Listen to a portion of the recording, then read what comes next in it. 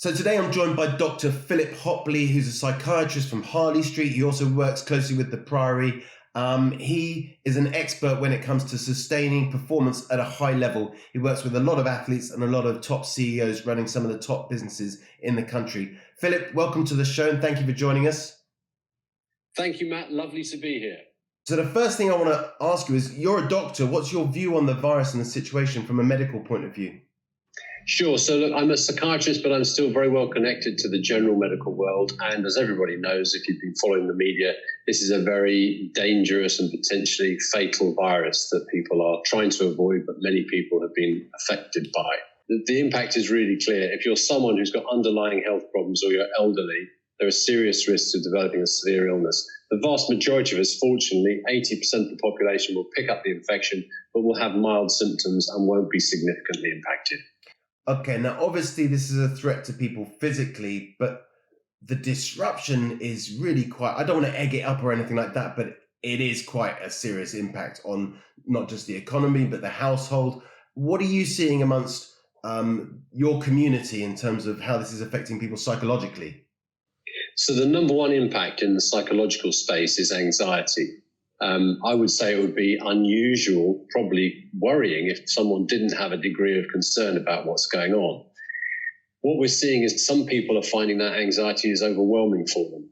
And of course, this is being impacted by the amount of news coverage that we're seeing, much of it not necessarily accurate or helpful, but people are finding themselves catastrophizing, panicking, and just becoming completely preoccupied with what the impact of this potentially dangerous virus will be. Great. So I love everything you're talking about there already, and I can tell we're going to have a really good talk about all this, and hopefully quite down-to-earth conversation about it as well. So in times like these, what categories of people would you deem to be high risk? Well, anyone whose immune system is compromised. So people who are not young, people who maybe have underlying serious cardiovascular or respiratory illnesses, people that have got chronic medical problems, people that maybe have previously been treated for cancer, for leukemias, for lymphomas, who have had to undergo chemotherapy, which has impacted on their immune system. They're the groups that have been given particular advice about self-isolating from a very early stage and must continue to do so, probably beyond the time that those not with those health concerns can start to reintegrate. Now, that obviously will affect quite a lot of people who are watching this video, but it'll also not affect a lot of people. My question, I actually didn't phrase it correctly, but when it comes to anxiety and the psychological impact of all the disruption, what category of people do you think are high risk? Is it, I mean, think of all the guys that have got businesses that are affected. I know that it's not all doom and gloom, and some people are thriving and their businesses are absolutely bursting at the seams with orders and goods and services being delivered left, right, and center. But, you know, this leads to my next question, which I will get onto, but who are you most concerned about when it comes to psychological effect from the virus? The people that find it very hard to control where they put their attention are the ones that are most likely to be vulnerable to becoming over anxious and panicking. Because we know that if we are in a situation where we can control the direction of our thoughts, we can reduce the amount of stress that we're exposing ourselves to. Conversely, if we spend some time every hour surfing social media, checking what's happening on the news, and directing our attention to reinforcing worrying messages, it comes as no surprise that we're going to be spending much more time worrying. And that's why the advice that's being given out by myself and colleagues is really try and limit your focus on the negative aspects of what's happening to fixed amounts of time, ideally just one period of attention to the news during the day. And the rest of the time, go about your business, keep yourself busy, distract yourself, engage with others. Because actually, the amazing thing about this opportunity we've got here for the vast majority of people who are not able to work because they're not essential workers is we're all being given at least sort of 6 to 12 hours of commuting time back to use as we will. And there's some fantastic well-being things we can do with that to counteract the potential impact of this anxiety-driving experience. Well, it's quite amusing because I did have a question on here. It was a bit of a tongue-in-cheek question, but maybe it's not a tongue-in-cheek question. It says, does social media and too much YouTube increase levels of anxiety and depression? It sounds like it's a resounding yes. So the research is really interesting on this. Prior to COVID-19, the jury was slightly out. For teenagers in particular, there are concerns about how Instagram, Facebook, and other forms of social media where you have to share positive imagery of yourself could be driving up anxiety levels, okay? But some research shows that for people in those vulnerable periods of their life and older as well, actually that social connectedness can be a good thing. So it's not all bad. What we're seeing now during the COVID phase is that the possibility for fake news, the possibility for information being shared that is kind of interesting but has no evidence base, that's potentially very harmful. And that's why we're encouraging people to go for reliable, evidence-based sources and limit their exposure to the media and social media to fixed finite points in the day. That's I mean, there's so much we could talk about around all of this. I mean, the shit that's flying around on so many social media platforms. I won't go into any particular conspiracy theories or anything like that, because I don't want to insult anyone else's beliefs. Everyone's entitled to their own beliefs. But in the same way, you've got to be careful what you put into your body. You've got to be careful what you put into your mind, right? 100%. And that's why I have to say, I'm encouraged that even someone like Mr. Trump, the president of the US, who is renowned for his unthinking, reflex, automatic kind of splurging out on social media, even he seems now to recognize that this is the time for serious fact-based information sharing and not spurious opinions. I've got another question for you about Donald Trump. Is he clinically insane? I haven't had the chance to interview him, so of course I can't pass professional judgment.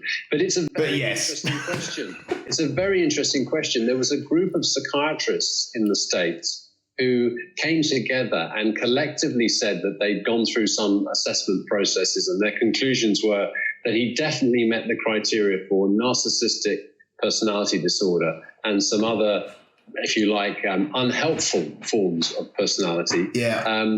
But the reality is, as a practicing psychiatrist, I and my colleagues are really unable to give an opinion on someone unless you've carried out a formalized assessment. Okay. So with the danger of things becoming politicized, I think we have to park that.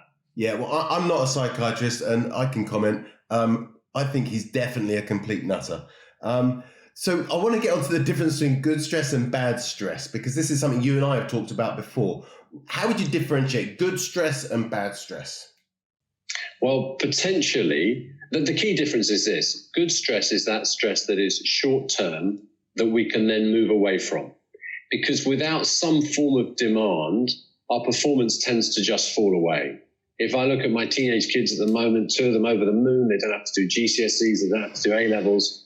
And they've got all this time on their hands. But because that formal requirement study has been removed, it's a bit of a job to get them out of bed in the mornings. It's a bit of a job to get them to walk the dog. It's a bit of a job to get them to load the dishwasher. So we all need some demands in order to perform. The problem for humans is that we have the ability to take that pressure, that threat, and make it continuous or chronic by just thinking things over and over and over and over again. And of course, modern working patterns are such that in theory, you can be contactable 24/7, and therefore you can think about things and worry about things more or less all the time. So the difference between good and bad stress is short bursts. We are biologically hardwired to deal with it really well. Continuous chronic without breaks, that's where the problems arise. Okay, now if you're running your own business and you can't get away from it, and now you're working from home whereas you weren't before, or potentially you're working from home but now there's kids in the house and you're just not getting that balance in your life, what sort of things can people do to help themselves cope with this? It's quite simple stuff, but you've got to put it into your diary and your schedule, right? What would you advise? Yeah, number one is a routine. You've absolutely got to have a routine. I run a small business myself, and it's so important when you're working in a different environment, and let's take home as an example, to avoid the tendency to drift. So it would be quite feasible on days when I haven't got any contact with clients and I'm not doing this kind of thing. It'd be very easy for me to just drift into the breakfast room and get some kind of something to eat, wearing my pajamas, and then you get into midway through the morning, you still haven't had a shave. All of these things are really important to get the mindset right. So have a routine and get yourself ready to work on your working days, Monday to Friday. Equally, when you're not working, make sure you then remove yourself from the working environment. So go from the room you work in to be somewhere else. If you happen to be someone who isn't so fortunate with space, lives in a studio flat or in a shared place with other people, then ask your family to leave. Oh no, sorry. Yeah, that would be ideal, wouldn't it? Send them off into a different form of social isolation. But you need to have some mental distance between your workspace, work time, and your downspace and downtime. Because if we blur those boundaries, people who are very kind of driven and very perfectionist and can't let things go potentially end up working the whole day and into the evening. And of course, the negative impact on their health, but also on the well-being of their family members is really poor. So drawing on what you said a minute ago, essentially it's unsustainable, no one's superhuman, and you need to admit that and put rest into the daily routine. Yeah, and for those listening who are kind of a bit driven and a bit, I can deal with anything, take a lesson from the world of the elite athletes. You know, Matt, you and I have had conversations before where you've struggled because you've overdone it. I've been in that situation before. How many of us have gone on holiday and for the first 2 days felt lousy or picked up a cold because you've had to work so hard just to get everything ready to go away? Take a lesson from the world of the elite athletes. They have a very cyclical working pattern. Every day they have rest and recovery as well as intensive training. Rest and recovery, intensive training. We have to get more kind of variability in our daytime efforts rather than flatlining the whole time. So as well as working with lots of burnt out business owners like me, and you also work with a lot of sports people, right? You used to play rugby for the Wasps. That's right. You trained with many years ago. Okay. So what sort of clients do you look after typically? So in the sports world, we would look after members of the player association. So if you're a professional rugby player, a professional cricketer, an elite athlete, track and field with, GB Athletics, you can access our service through a 24/7 helpline. And we also run training and education around mental health and the kind of resilience stuff we've just been talking about there. And then, of course, that lends itself perfectly to the business world. We work with very many large professional services firms. We work across different sectors. Effectively, anyone that's subject to pressure and demand, anyone that has people working in their business that likewise are subject to those pressures and demands can benefit from preventatively, proactively learning how to sustain performance over time, taking the principles of cognitive and behavioral neuroscience and acceptance commitment work and mindfulness and all these really good things that people sometimes draw on when they're struggling or they're ill or they're finding it hard. You put them in preventively, go upstream, and the impact on performance is fantastic. Of course, you only need a 10% increase in performance to triple profits with some businesses. So 1%. So literally, and this is our mantra, it's about marginal gains. People will often go on a training course or they'll kind of log into some talk they'll listen to, and they'll come away from that and they'll say, wow, okay, so I've got to join a gym and I've got to go to the gym 3 times a week and I've got to radically change my diet and I've got to sleep an extra 2 hours a night. Those changes are not sustainable. The sustainable changes are where you choose to do one thing consistently for 3 or 4 weeks. And it's been very interesting for me personally in this downtime because I talked before about what you do with the fact that you're not commuting all the time. So I've been able to increase my average sleep per night by about an hour.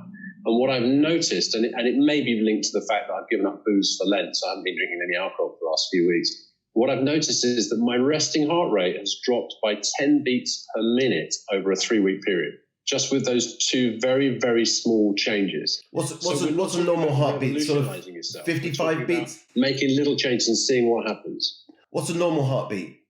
55 a minute?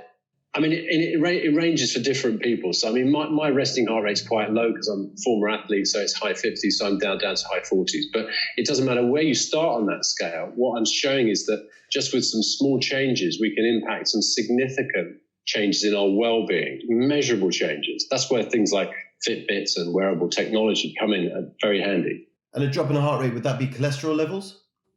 No, that's just my resting heart rate. So when you take your pulse, how many beats per minute?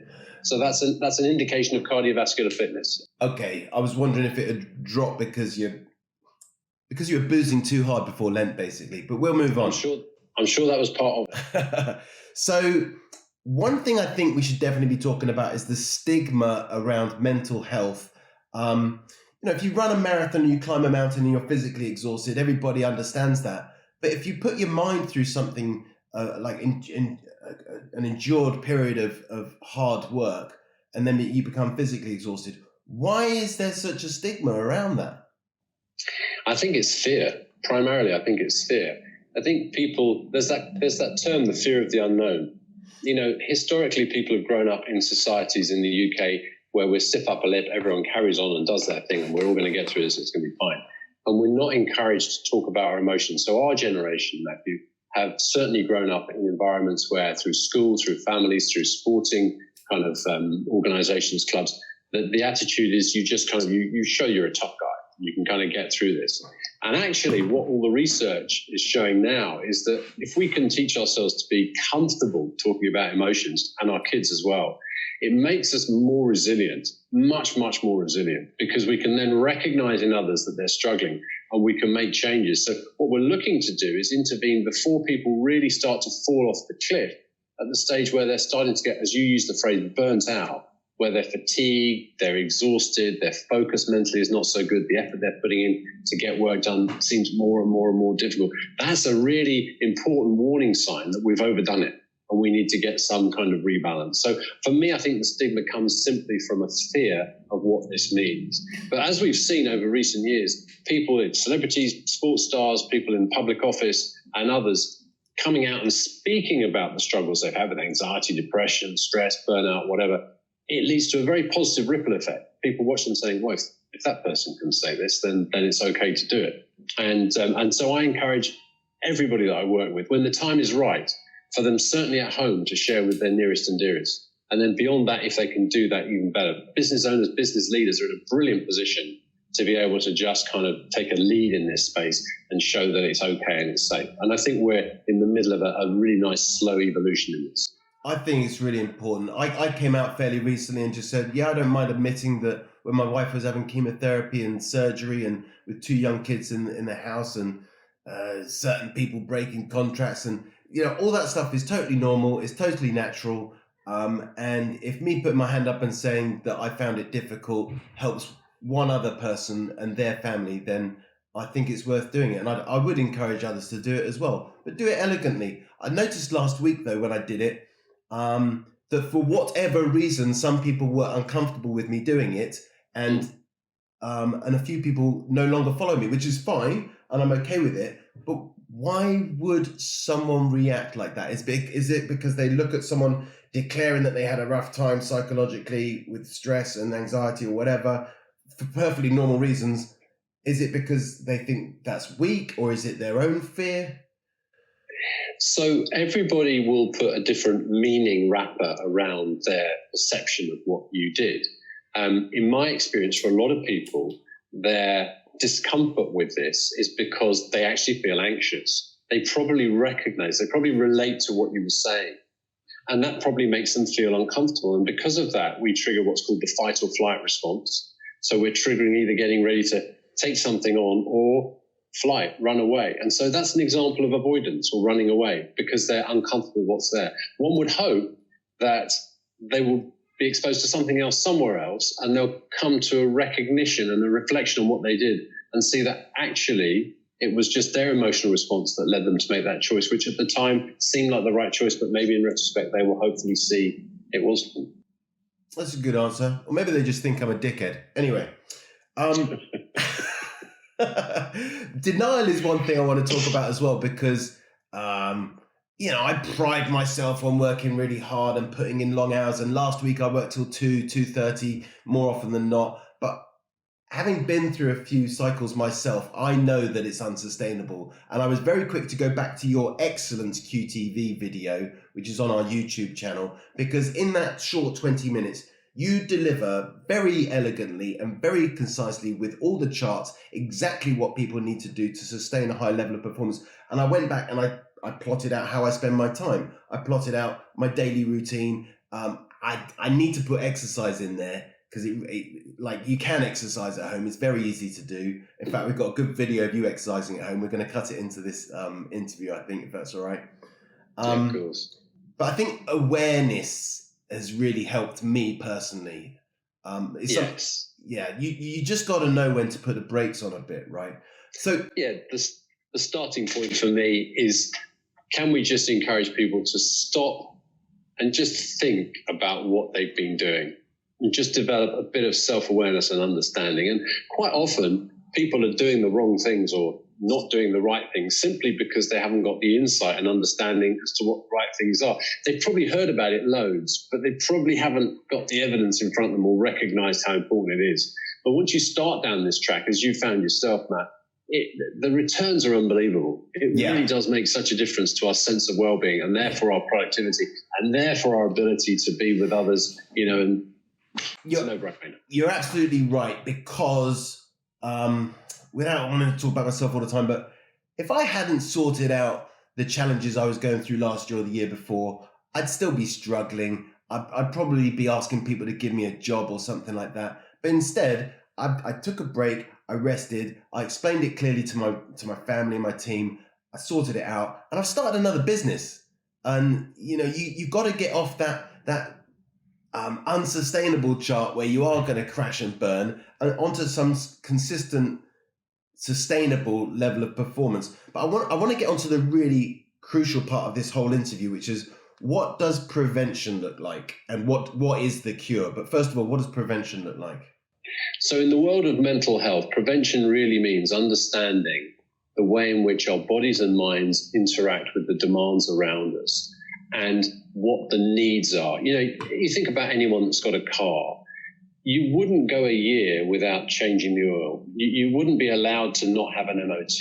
You're always going to put petrol in it. You're going to look after it. Now, how good are we at investing in our own mental engines? That's the question. Yeah. You wouldn't drive it 100 miles an hour consistently, like indefinitely, without expecting a crash. And you wouldn't drive it on a fucking seatbelt either, so excuse my French, but yeah.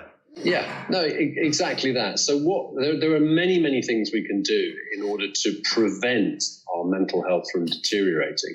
And most of these are relatively easy to do. They don't cost money and they aren't rocket science. They make a lot of sense. So one of the key things is being connected with people. Being connected with people that we love, that we kind of relate to, that we like being in their company. What we know for people who become anxious and become depressed is there is an innate drive to pull away from people, to just want to kind of go into our shells and kind of get on with recovering. And the downside to that is we're removing a very important, vital part of our mental well-being. The other key cornerstones are sleep, exercise, healthy diet, keeping hydrated, engaging in things that we enjoy. Some people are lucky enough that their work is their real passion and that, good for them. A lot of people have jobs that don't give them that. So what is it outside of work that we can do that helps to give that sense of achievement, enjoyment, connection? Is it music? Is it drama? Is it sport? The whole range of different things. And most people, if they stop and think about this for a minute, can think back 15, 20 years before, and there have been things they were good at or things they enjoyed doing that have just, because of time pressures, fallen away. What a fabulous opportunity now, as we're all based at home, to reconnect to one of those things and maybe do it with a family member or a friend or something like that. So the preventative bit for us is those basic building blocks, and then encouraging people to think about how they interact with pressure and stress and how they can make their minds move into a more healthy way of working. Yeah. So as someone who's recently gone through, I've had to implement some changes in order to increase my performance. That's why I'm actually doing this. I want to achieve my true potential. And if I'm going to do it, I need to tap into the right resources, the right support, but also do the right things. But from everything you're saying, what I did personally, for the benefit of anyone who's listening, is the routine came first. And that means charting it out. I charted it out in a spreadsheet, which is a bit geeky, but I was able then to analyze, if you've only got 4 hours a week to run your business, how would you spend those 4 hours? Right, well, I now know that that's absolutely crucial, that's crucial, and I need to do a bit of that and some of that. And you put it in there. Once you've got the routine, spending the time with the other people, well, for me, is quite easy, because we found this board game that we love called Sequence. It's bloody great. And we love playing Sequence. We play it every evening. It's brilliant. Play board games with the kids. The trampoline in the garden with the kids. My neighbours will confirm. I see this nutter bouncing up and down on the trampoline whilst we're all stuck indoors. All right, let's say that you've caught it a bit late and you're in a bad spot. What does the cure look like? Well, just first of all, bad spot normally means people have become either clinically depressed or they've got overwhelming anxiety, which is impairing their ability to function. their sleep is probably quite broken. They're really struggling with the way that they feel both physically and mentally. So the interventions there, in the most part, would be working with a psychologist or a psychotherapist to undo the damage that's been done, to repair the kind of mental problems that are there, to look at the unhelpful coping strategies that have come in. Many of the people I see have ended up maybe drinking too much, or they've ended up maybe using some drugs in a way to short-term try and make their emotional state a bit better, but of course long-term that only leads to further problems. So we have to undo all the unhelpful coping strategies, learn healthy thinking strategies. And for a small proportion of people, they might need some medication at some stage. They might need to be on an antidepressant or a medication for anxiety in order for them to kickstart that recovery and do the work on a one-to-one basis with a therapist or a psychologist to get themselves out of their troubled time. Now, there's a stigma around that as well, like people thinking that you can just lean on the pills, but sometimes people have gone for such a long period of time that their biochemistry is all out of sync and it needs setting straight. But also, like, Phil, you're one of the best guys in the country when it comes to this stuff. Not everybody has access to this sort of care, and some people are getting prescriptions for all sorts of shit that's not right. What words of advice would you give to people when it comes to going to their GP who slaps them on the latest medication that some biz dev manager from the pharmaceutical company is pushing? Sure. So the majority of GPs in this country, Matt, are very good at treating anxiety and depressive disorders because they are the commonest mental health problems we see. If you look at statistics, 1 person in 4 out of our population will be affected by a mental health problem in their lifetime, 25%. So it's a very high amount of the population that's having this, which means that GPs are very experienced in this space. And the vast majority of GPs, if they're making a recommendation for a medication, they're not doing that just to get this person out of their room. They're doing it because they've made a balanced decision that the level of impairment or distress that this individual in front of them is experiencing merits treatment in this way. In the NHS, people that can't afford private treatment, there's often quite a lengthy waiting list before you could see a psychologist. And so it makes perfect sense not to leave someone struggling for that extended period, but to try starting them on a medication, which would be a good choice, something that GP would be familiar with. And that way, by the time someone starts to engage in psychological therapy, that kind of slowing of their mind, that confusion, the difficulty they've got with all of their thought processes, if that's improved sufficiently, then the therapeutic work can really take impact. And the other thing that people should do is make use of the wonderful internet. There's a lot of rubbish out there. There's some fantastic websites run by Mind and Sane and Anxiety UK and the National Institute for Mental Health, which have got really good evidence-based interventions and strategies, self-help stuff, pointers to charitable groups, self-help groups, stuff that you can just do on your own. You don't have to just wait to see a doctor. So I think the resounding message is there's loads you can do. You don't have to do it all at once. Start with one thing. It's probably a bit like how I just started TROPOLiS. I just wrote a plan of all the days, crossed out the weekends because I'd like to spend some time with my family. I think that's a healthy thing to do. And it's just like one thing I'm going to do today. And we've also spoken about some very practical things. I think I've shown you some of the things that I do. Like my screensaver on my phone is, do you really need to? Brilliant. And anything else that just gets me off my phone and gets me off my emails, pick up all my emails, put them in a folder and go from there, rather than just having them all coming into the inbox all the time. You just got to control your own inputs, haven't you? So the 80-20 principle is really important here. 80% of the good stuff comes from 20% of what you do. If you start to look objectively at your activities and what drives, growth in the business or good stuff with your clients or good stuff at home, focus on that 20%. Spend a bit of time doing the other things, but really, really focus on those important 20%. All right. Well, it sounds like your dog needs walking. It's been great talking to you, Dr. Hopley. I would encourage anybody to go onto our YouTube channel and find Phil Hopley's talk from QTV about how to sustain peak performance. It's a fantastic talk, and I really mean that sincerely. Phil, great to see you. Thanks for joining us. Have a great day. Thank you, Matt. Stay well.